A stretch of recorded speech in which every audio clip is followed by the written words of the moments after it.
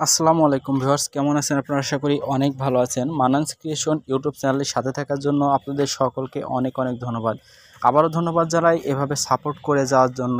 আমার ইউটিউব চ্যানেলে অ্যাডসেন্স চালু হয়ে গেছে এবং ইনকাম শুরু হয়ে গেছে শুধুমাত্র আপনাদের এভাবে সাপোর্ট করার জন্য। আশা করি আগামীতেও আপনারা এভাবে সাপোর্ট করবেন এবং আমিও চেষ্টা করব আপনাদের জন্য খুব দারুণ দারুণ কিছু ডিজাইন নিয়ে আসার জন্য। তো আজকের যে ডিজাইনটা নিয়ে এসেছি এটা হলো আগামী 12ই অক্টোবর জাতীয় শ্রমিক লীগের প্রতিষ্ঠা বার্ষিকী উপলক্ষে একটা পিএলপি ফাইল। এই ফাইলটা বরাবরের মতোই আপনাদেরকে ফ্রিতে দিয়ে দেবো, তবে বরাবরের মতোই এটা আপনাদের পাসওয়ার্ড দিয়ে ডাউনলোড করে নিতে হবে। পাসওয়ার্ডটা ভিডিওর ভিতরে একটা একটা করে 3টা পেয়ে যাবেন পাসওয়ার্ড। এই 3টা পাসওয়ার্ড আপনাকে সংগ্রহ করতে হবে, খুবই মনোযোগ সহকারে ভিডিও দেখতে হবে, কেননা অল্প সময়ের জন্য পাসওয়ার্ড দেওয়া হয়েছে ভিডিওর বিভিন্ন অংশে। আপনাকে সেখান থেকে পাসওয়ার্ড 3টা সংগ্রহ করে পিএলপি ফাইলটা ভিডিও ডেসক্রিপশন বক্সের লিঙ্ক থেকে ডাউনলোড করতে হবে। এরপর ডাউনলোড করার পর কীভাবে কাস্টমাইজ করতে হবে এবং কিভাবে কি করবেন সমগ্র ডিটেলস আমি এখন আপনাদের জানিয়ে দেব। তো এই ফাইলটা ডাউনলোড করা হয়ে গেলে কাস্টমাইজ করার জন্য প্রয়োজন হবে একটা অ্যাপসটির নাম হলো পিক্সেল অ্যাপ। এটা প্লে স্টোরে অ্যাভেলেবেল আছে, অথবা আপনি আমার ভিডিও ডিসক্রিপশন বক্স চেক করে লিঙ্ক প্রোভাইড করা আছে, ওখান থেকে ইনস্টল করতে পারেন। ইনস্টল করার পর অ্যাপসটা ওপেন করবেন। ওপেন করলে এই ধরনের একটা ইন্টারফেস আপনাদের সামনে চলে আসবে। এখান থেকে ওই পিএলপি ফাইলটা অ্যাড করার জন্য উপরের দিকে দেখতে পাচ্ছেন 3 ডট মেনু আছে, এখানে ক্লিক করবেন। ক্লিক করার পর নিচ থেকে 3 নম্বর option open dot PLP file, এটার উপরে ক্লিক করবেন। তারপর উপরে দেখতে পাচ্ছেন ডট পিএলপি নামে একটা অপশন আছে, এখানে ক্লিক করবেন। ক্লিক করলে আপনার ফোনের ডাউনলোড ফোল্ডারটা ওপেন হবে। আপনি যদি সঠিকভাবে পিএলপি ফাইল ডাউনলোড করে থাকেন তাহলে স্লাইড করে নিচে গেলেই দেখতে পারবেন যে জাতীয় শ্রমিক লীগের প্রতিষ্ঠা বার্ষিকী ডট পিএলপি। এটার উপর ক্লিক করে ওপেন অ্যান্ড অ্যাডে ক্লিক করলে এটা সুন্দরভাবে অ্যাপসের ভিতরে ওপেন হয়ে যাবে, যেমনটা এখানে দেখতে পাচ্ছেন।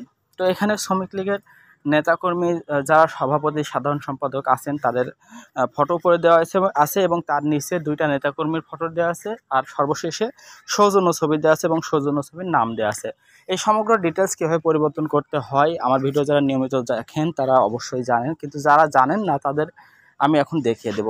প্রথমত দেখাবো আমার সৌজন্য ছবির উপরে যে 2টা নেতাকর্মীর ছবি আছে এদের ছবি কীভাবে পরিবর্তন করবেন। এই ছবি পরিবর্তন করার জন্য ওইটার উপর ক্লিক করবেন, তারপর নিচেই এর মাঝামাঝি অপশন শেপ অপশন এখানে ক্লিক করবেন।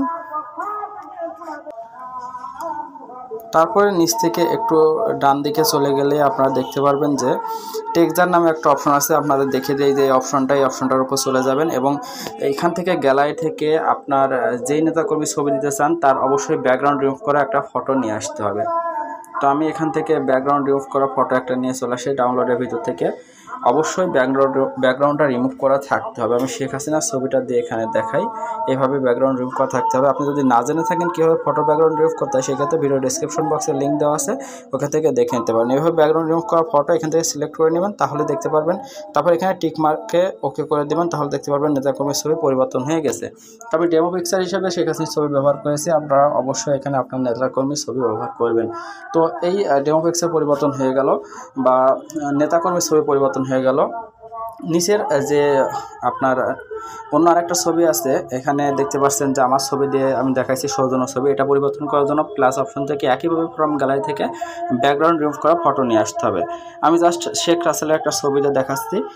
অবশ্যই ফটো ব্যাকগ্রাউন্ড রিমুভ করে এখান থেকে এই ফটোটা ইম্পোর্ট করতে হবে। আমি এখান থেকে একটা ফটো ইম্পোর্ট করে জাস্ট দেখালাম ডেমো পিকচার হিসেবে, আবারও বলছি। তো এইভাবে দেওয়ার পরে আপনারা কী করবেন, লেয়ার অপশনে যাবেন। এই ছবিটার বাম দিকে একটা ডট আছে, এটার উপর চেপে ধরে রেখে আগে ছবিটার কাছে নিয়ে যাবেন, যেমনটা আমি নিয়ে যাচ্ছি। এবং আগে ছবিটার ডান দিকে ডিলিট অপশন আছে, ক্লিক করলে আগে ছবিটা ডিলিট হয়ে গেল, নতুন ছবিটা অ্যাড হয়ে গেল। এরপর দেখাবো নাম কীভাবে পরিবর্তন করবেন। আশা করি অনেকেই নাম পরিবর্তন করতে পারেন, তারপরও যারা পারেন না তাদের জন্য বলি, এটার উপর ডাবল ক্লিক করে এই নামটা কেটে দিয়ে আপনার নামটা লিখবেন, তাহলেও হয়ে যাবে। একইভাবে আপনারা এখান থেকে ইউটিউব কন্টেন্ট ক্রিয়েটর এটা পরিবর্তন করতে পারবেন। তো সব কিছু পরিবর্তন করা হয়ে গেলে এটা সেভ করার জন্য উপরে সেভ অপশন পাবেন, এখানে ক্লিক করবেন। এরপর সেভ অ্যাজ ইমেজে চলে যাবেন।